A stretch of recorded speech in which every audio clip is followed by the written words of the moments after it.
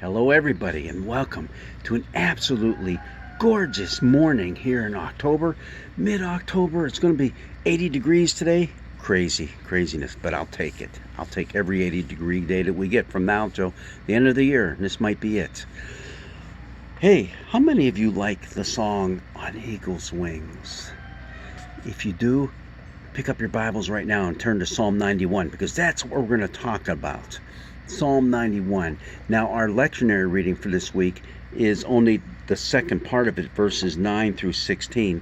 But you've heard me say it once, you've heard me say it twice, you've heard me say it a million times. Read the whole psalm. It's not that long, and it allows you to get into exactly what is going on with the psalmist. The beginning of the psalm talks about putting our whole trust in God, the one who is our fortress and our refuge. Those are the two key words, and they occur at the beginning of the psalm: fortress, refuge, and it kind of insinuates that you're in a little bit of trouble. In fact, those are more military terms than anything.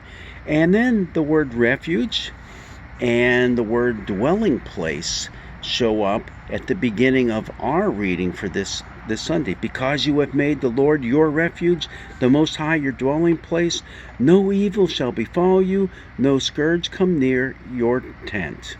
Now, that's not some sort of magical formula that, hey, we're going to keep everything away, because, listen, things aren't going well for the Israelites. In fact, for this psalmist, things aren't going well at all. But by putting our trust in God, who will be there for us, we have the confidence He will be there to lift us up. Psalm 91 is almost an answer to Psalm 90 that precedes us, and we had that just a couple weeks ago. That was Moses' lament to God about everything that was going wrong for him, with these people going through the wilderness and going into the promised land. And this is kind of an answer. Just put your trust in God, and He'll take care of the situation for you. And that's what we have going on in verses 9 through 16. In fact, what's beautiful about it is we can see how you can misappropriate these words of hope and confidence, because Satan himself did it. Remember when Jesus was tempted in the wilderness, and he said, hey, just jump off the top of the temple roof, and when you go down, you'll be okay, because, hey, doesn't the psalmist say that he will command his angels concerning you to guard you in all your ways? On their hands they will bear you up, so you will not dash your foot against a stone. Didn't he say that, Jesus? Didn't he say that? Yeah, and Jesus said, yeah, and you don't use that like a magic formula either, because it also says, don't put God to the test.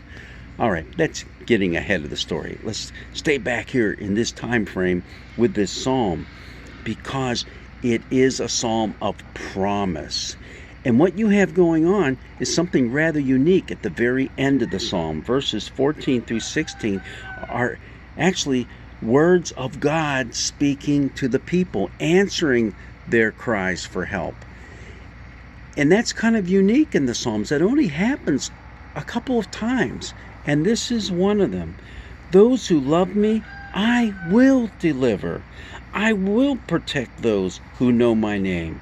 When they call to me, I will answer. I will be with them in trouble. I will rescue them and honor them with long life. I will satisfy them and show them my salvation. Now, 14 through 16, when you read that, you're going to see that there are 7 action verbs in there, 7 of them. And that's the number of completeness throughout the scriptures, the number 7. But what's also interesting is right smack dab in the middle of that is another phrase that's the key phrase that actually doesn't have a verb attached to it in the Hebrew. We have to supply the verb. It's implied, and it is, I will be with them in trouble. Literally, it's I with them in trouble.